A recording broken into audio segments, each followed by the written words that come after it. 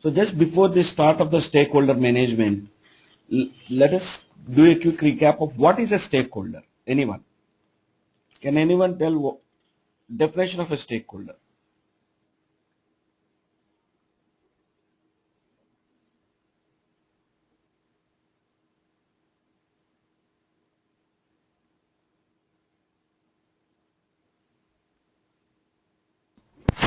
Anybody that can impact the project outcome or impact the project is a stakeholder.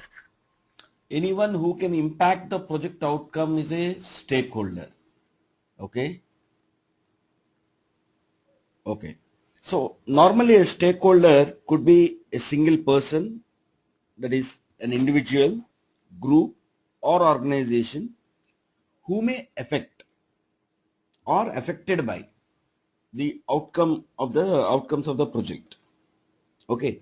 It means people who are involving, they can impact the project. You are a team member. If you don't perform well, your project will be impacted. And because of your project, if anyone is going to get impacted, even he is a stakeholder. When I say that, for example, you are doing a chemical industry project, like you are constructing a chemical industry. Because of the chemical industry, the neighborhood around the project will be impacted by the pollution.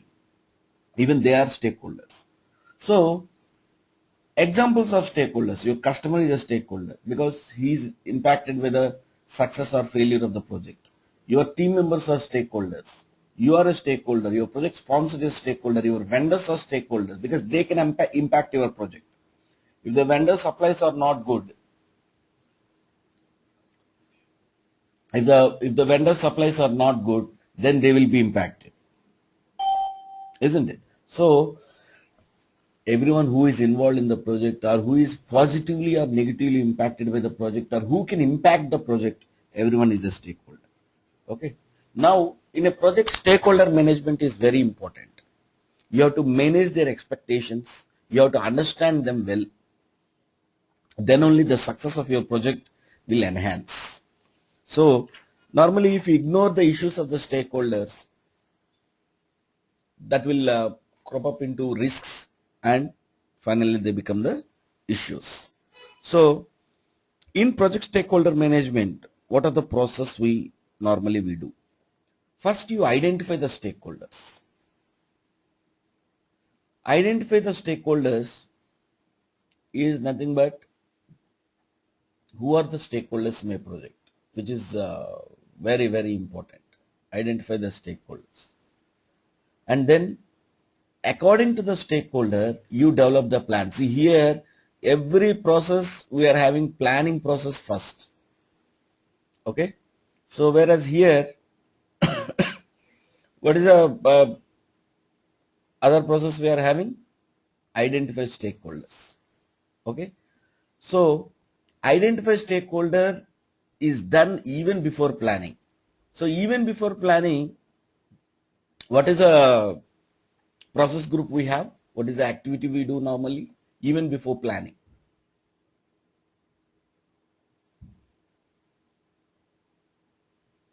What are the 5 process groups?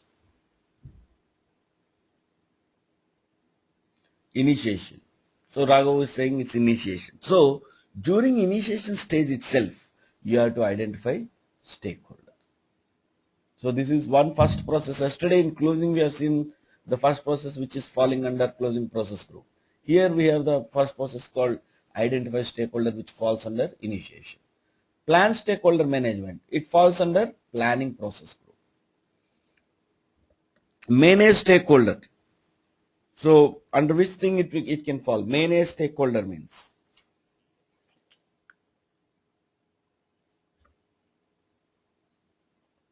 it falls under execution. Manage stakeholder falls under execution process group. Control stakeholder, monitoring and control. Monitoring and control. So initiation, planning, execution, monitoring and control. So these are the 4 processes we have in project stakeholder management. Identify stakeholder, then according to the stakeholders, you plan your stakeholder management, then you manage your stakeholder engagement, and control stakeholder engagement. So I'm giving you 1 minute time by heart.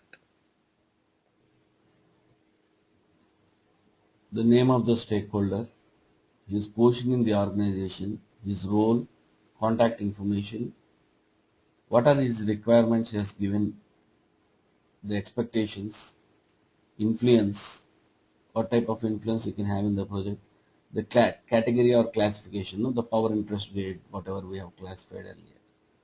Okay.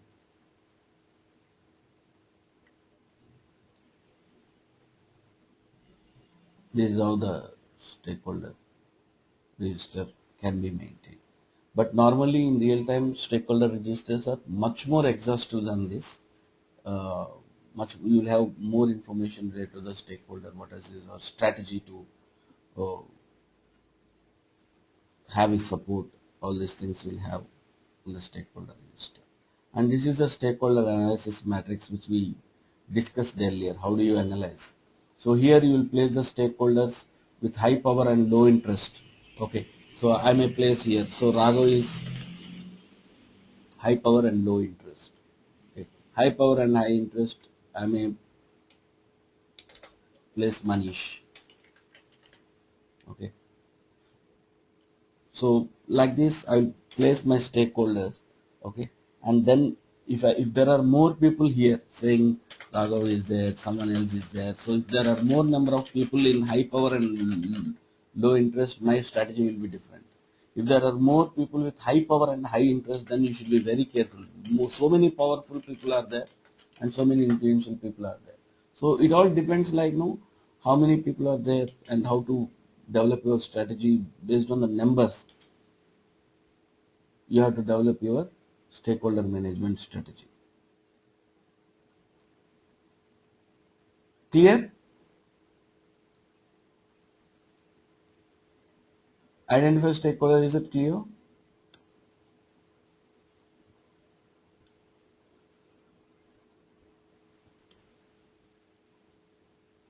Okay, excellent. And remember, you read this identify stakeholders process thoroughly. As I told you, in initiation, how many percentage of questions you get? Anyone remember? 13. 13%. Okay, so 13% is what? Of 200. How much you get? 26 questions. 26 questions you get. 26 questions you get out of 200, and there are only two processes here. One is develop project charter, which we will discuss in integration management, identify stakeholders. All put together will be close to say 10 pages. Both the process will be 10 pages. So you will get 26 questions from there. So read thoroughly, read even the EFs, OPAs. Don't leave anything in identify stakeholders.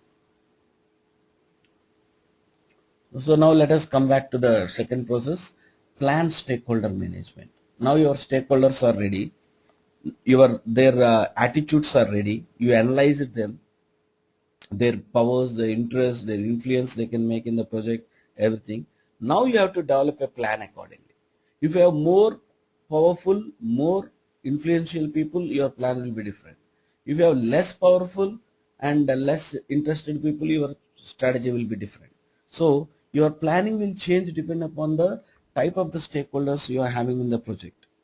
So now you will develop the strategy. Like as I told you, a newly wedded bride, she starts developing her own strategies. Different types of stakeholders. Initially, she will analyze how is father-in-law, how is mother-in-law, and other people, and then she will develop the strategy. Okay, so this is a planned stakeholder management, and obviously, what do you get? Stakeholder management plan, like your subsidiary plans of your project management plan, plans of all knowledge areas. Okay, so now let us see planned stakeholder management. Okay, planned stakeholder management is a process of developing appropriate strategies to engage stakeholders throughout the project life cycle. you have to engage them. You have to engage them and you have to get their support back. Okay. So what inputs you require for this primarily? Okay. You need project management plan.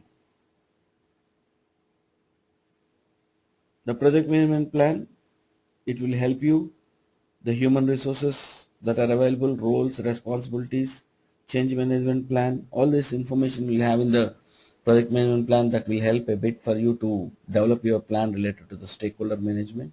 And the most important document is the stakeholder register.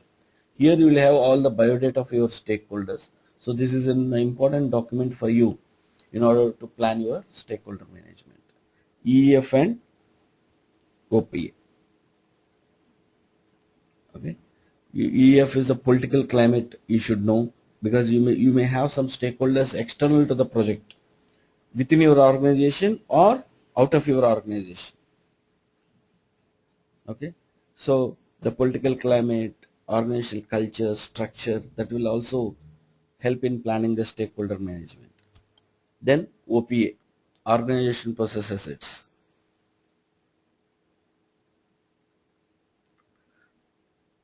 What are the things you require in order to develop the plan? Expert judgment. Of course, the expertise is very important.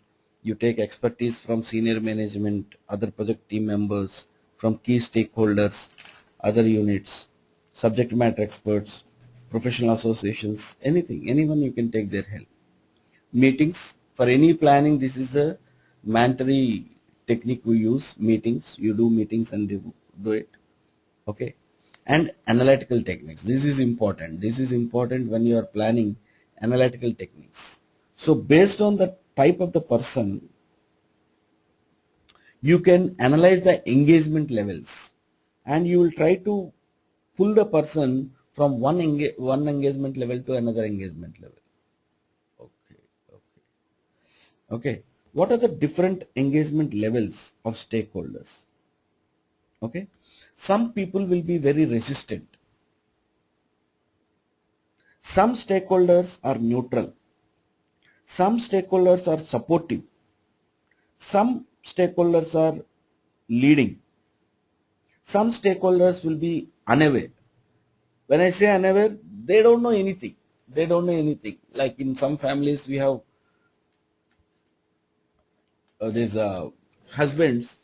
They don't know anything. Like, I mean, everything will be, decision making will be done by wives in those families. Okay. So these are the different engagement levels. Like, so what are the engagement levels? If you see, first one is unaware, resistant. They resist you. They don't like you, or whatever the changes that are happening. They are very resistive in nature. Neutral.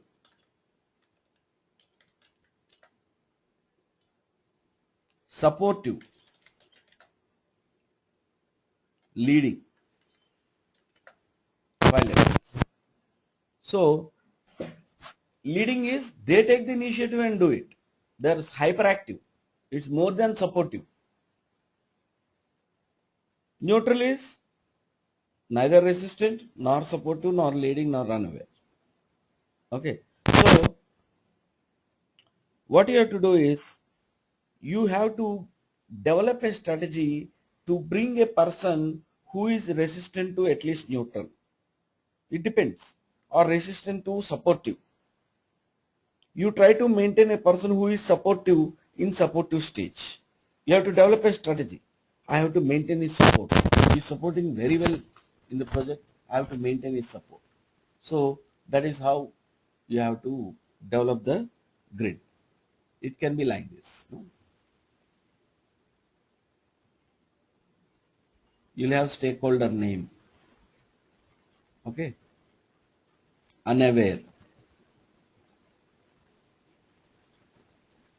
Resistant. Neutral. Supportive. Leading. Okay. Now you will put your stakeholders here. Stakeholder Suppose say Raghav, Fani,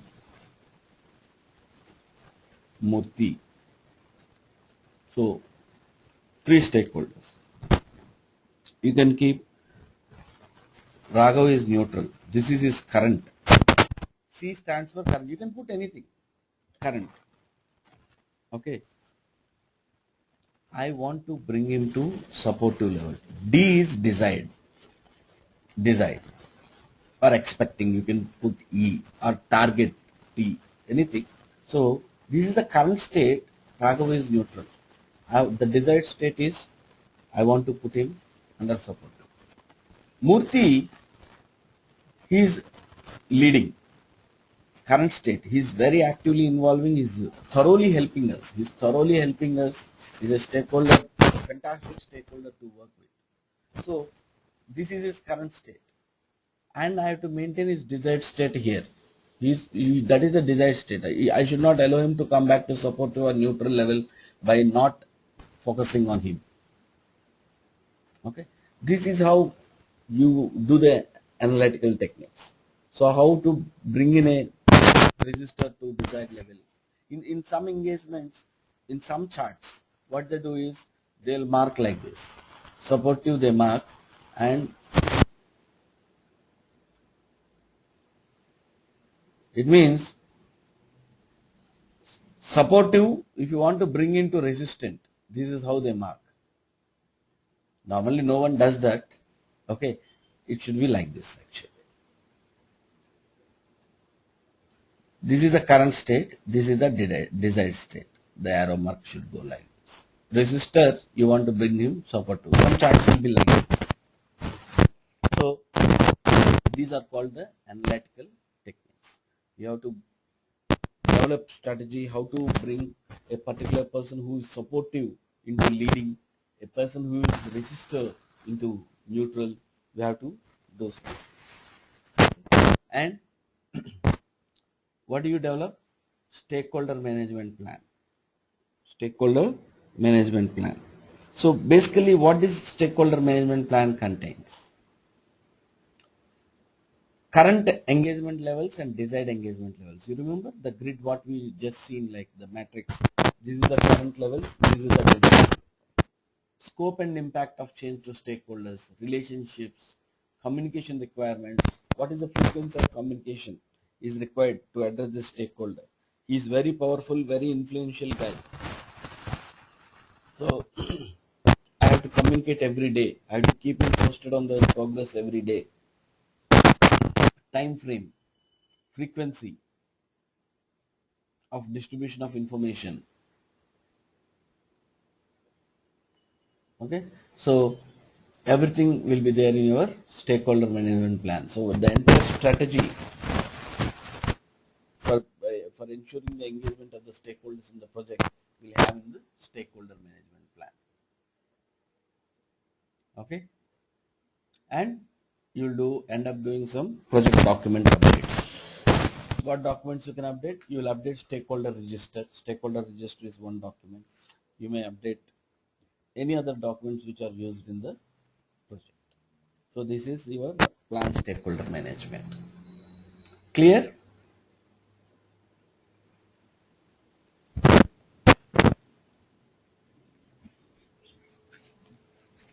I want confirmation from everyone so that I will move to the next process. If there are any doubts, I will clear it here.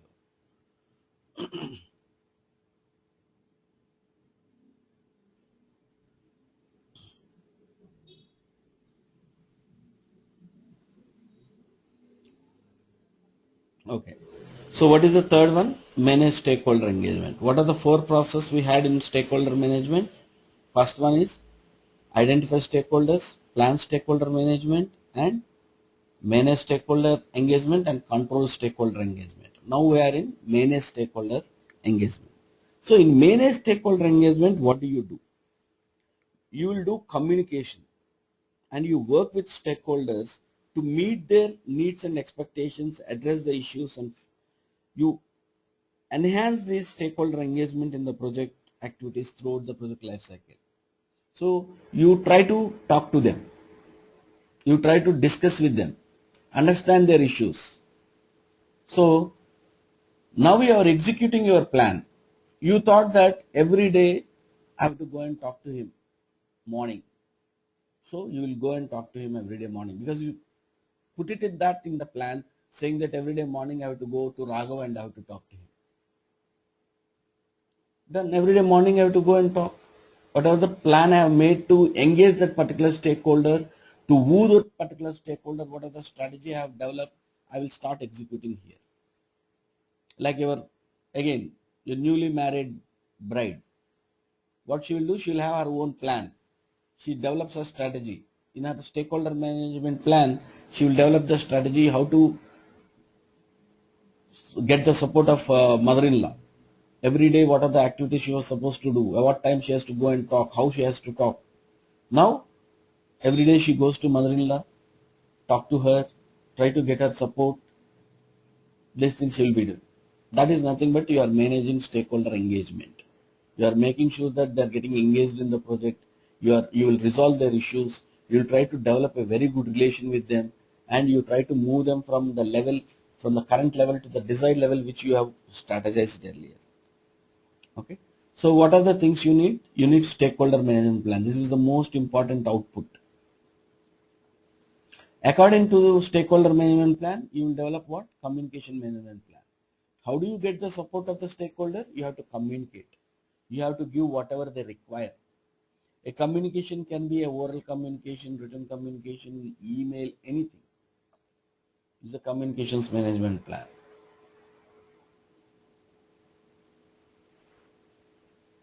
Okay. Change log. What is a change log? This is one more document, a log document, where all the changes are recorded. That is a change log document, where all the changes are recorded.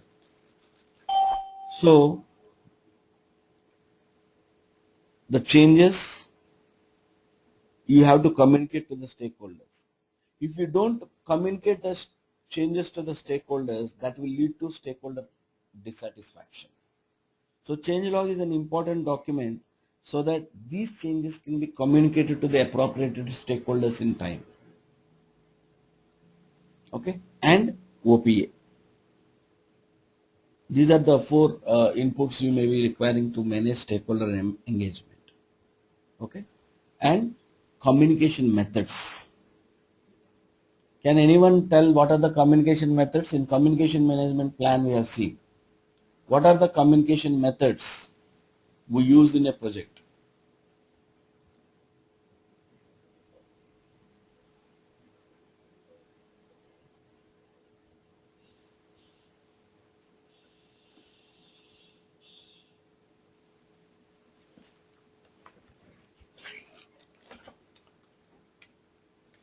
Communication methods: interactive, push, and pull.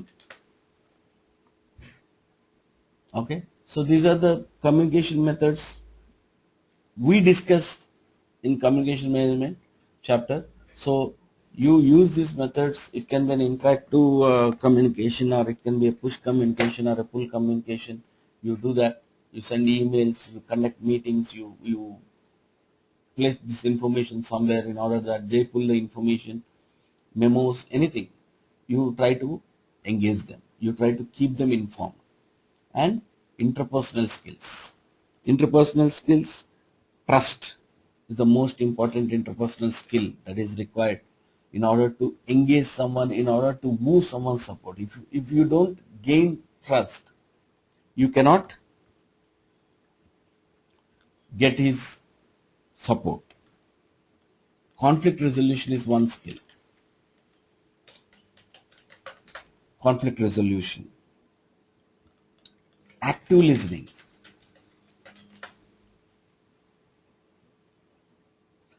Active listening is something you are listening and you are responding. Even that falls under active listening. Normal listening is different. Active listening is different.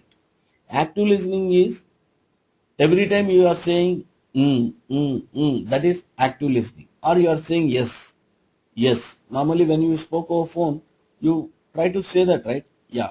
Yes. Yes. So it tells that you are actively listening. If someone is not responding, what you will say? Are you listening or not?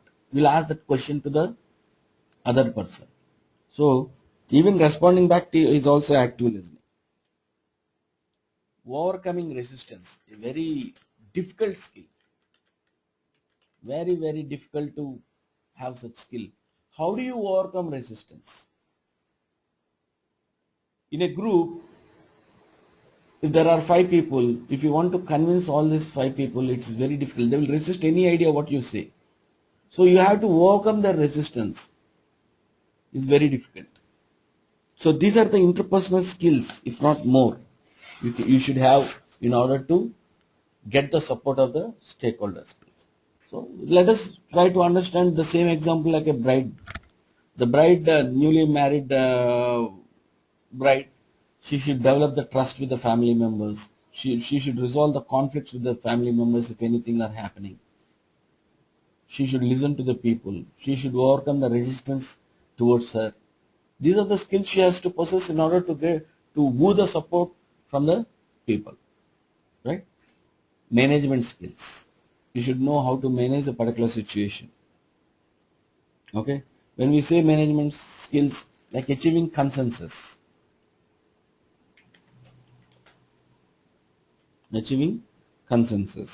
influencing the people with your decisions, influencing these things, negotiation skills. You should negotiate with different people. These are the different management skills normally you should possess in order to get support from the people. Right? Now, what are the outputs? When you talk to the people and when you try to listen them, they will report many issues. These issues will be registered in a log called issue log, which which I have shown you already. Okay, now let us see the issue log document.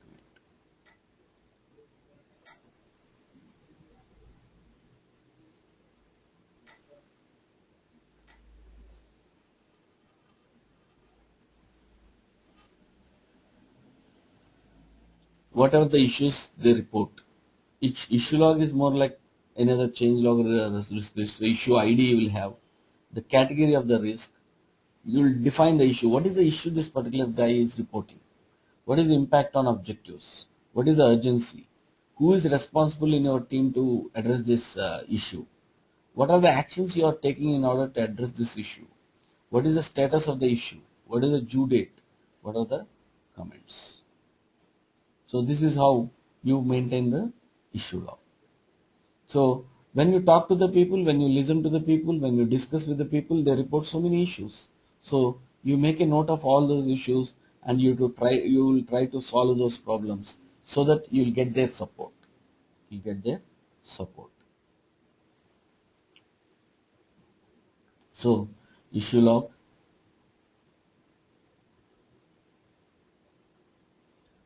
change request, any execution process. I told this output is quite common. Change requests. Okay. Some corrective actions, preventive actions you do with the impacted stakeholders, you change the things like. And any execution process, you'll make up making some updates to the documents. So project management plan updates you do. You may end up doing some updates to the project documents, so project document updates and OPA updates. The OPA updates, your project records, feedback from stakeholders, lessons learned documentation, anything can be there in the OPA. So these are the communication methods: interactive, push and pull. You will use these communication methods. Okay. Letters, memos, emails, fax, reports, blogs fall under push. E-learning modules, knowledge bases. Whenever you want, you will pull from the knowledge base. And the most efficient way is the interactive. Interactive is both the persons talking will become interactive. And these are the interpersonal skills: building trust, resolving conflict, overcoming active listening, overcoming resistance. This is the issue log we have seen. Okay. So These are the various inputs, outputs, tools and techniques you have in manage stakeholder. And now the last one is the control stakeholder engagement. Control stakeholder engagement. Control stakeholder engagement. What do you do here? You will do the monitoring about the stakeholder relationships. You will adjust the strategy. Initially you planned one strategy. That strategy may not be working. Your stakeholder realized about this strategy. Now you may adjust the strategy. You may revise the strategy. You will try to control the situation. Right? This is called controlling stakeholder engagement. So for any monitoring and control process, what is the input you require? Project management plan. Okay. What are the things you do to the project management plan? You will make some changes by raising change request as part of the control. If you want to control, you may end up doing some project management plan updates. Project management plan updates should be done by raising change request. Without change request, you cannot change any plan. Okay. And what is the data you require for any control? Work performance data. Work performance data, you do a variance analysis. So how do you know the variance between plan versus actual? You have to do a variance analysis. So the difference between the plan versus actual. Project management plan is plan actually. Work performance data is actual. The current state. It will give work performance information. These are quite common everywhere. And because of this, you may change some documents, so project document updates. The variance, if the variance is good, you will put in the OPA, best practices. If the variance is bad, you are not doing well, then you will put it in the lessons learned document of the OPA. Right? So any monitoring and control, these are quite common. For monitoring and control, if you want to monitor, you should have a plan. So project management plan. If you want to know whether you are doing well or not, you need the actual information. What is the actual information? Work performance data. The difference between planned versus actual is the work performance information. If the difference is good, it will go to OPA. If the difference is bad, it will go to OPA. If the difference is bad, you may go and do some project management plan updates. If you want to make a project management plan update, what should you raise? Change request.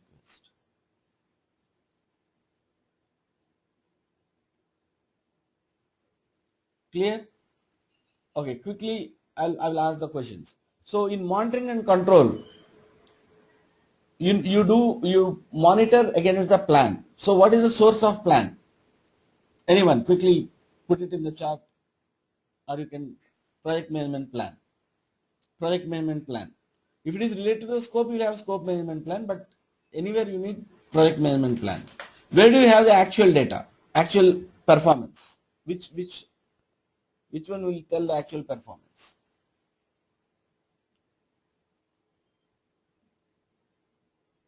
Work performance data. That tells the actual performance. The difference between planned versus actual will give you work performance what? Planned is 10. Actual is 12. So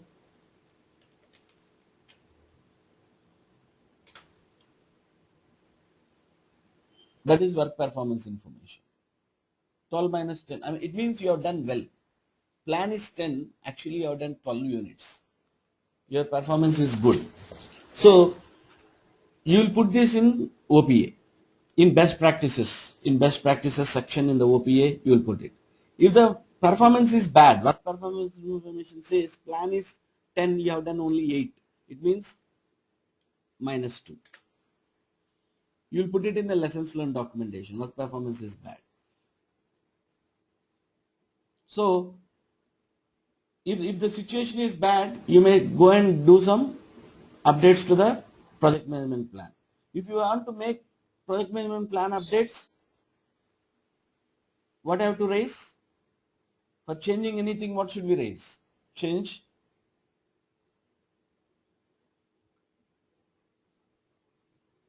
requests. Okay. So if you remember this logic, all monitoring and controlling process, you are done with the inputs, tools and outputs based primarily. Tools and techniques may change a bit. Okay. And in order to control, you may take the issue logs. You will check what are the issues that were raised by stakeholders, how many issues your team has resolved. You need an issue log, and you may need some project documents. Okay. And what are the tools and techniques we use here? Information management system. Information management system, the name sounds very fancy, but honestly, it is a system where you will store the information. Even it can be your D drive, even it can be your hard disk. It's basically a tool where you will capture, store and distribute information to stakeholders. All the stakeholders related information you will put in a central repository. That is nothing but your information management systems. And of course the expert judgment. If you want to make sure that your stakeholders are engaged well and you are managing them well, you need the expertise to do so. You take help from different sources and meetings.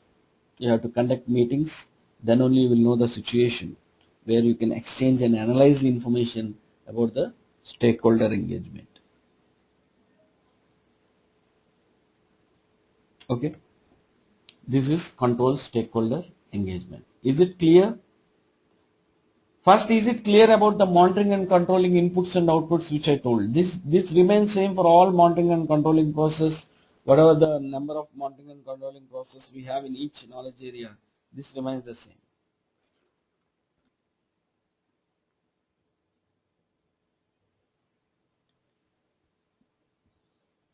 I think we have around close to 11 monitoring and controlling process. So everywhere this remains the same. So control stakeholder engagement is clear. So now quickly we will do a recap of stakeholder management. Okay. Stakeholder management is managing your stakeholders. In order to manage the stakeholders, the first activity is you have to identify the stakeholders. You should know who are your stakeholders, what are their moods, what are their powers, what are their influencing attitudes. You have to identify the nature and you have to maintain the biodata of the stakeholder in the identify stakeholder process. And finally, what do you develop? You will develop stakeholder register. The output for this is stakeholder register. And during this process, you will develop some grids basically. What are the 4 types of grids you develop? Power interest grid, power influence grid, influence impact grid, and salience model. And you will group the stakeholders or you categorize the stakeholders this way based on the power interest grid or other things. And finally, you will develop the stakeholder register. It contains the stakeholder information like his name, his organization position, his location, okay, his assessment information, his influence. So Raghav is asking a question, good question Raghav, will stakeholders will have access to register plan, stakeholder register? Normally we don't. It's our confidential document because we'll have our own strategy we develop in order to gain their support.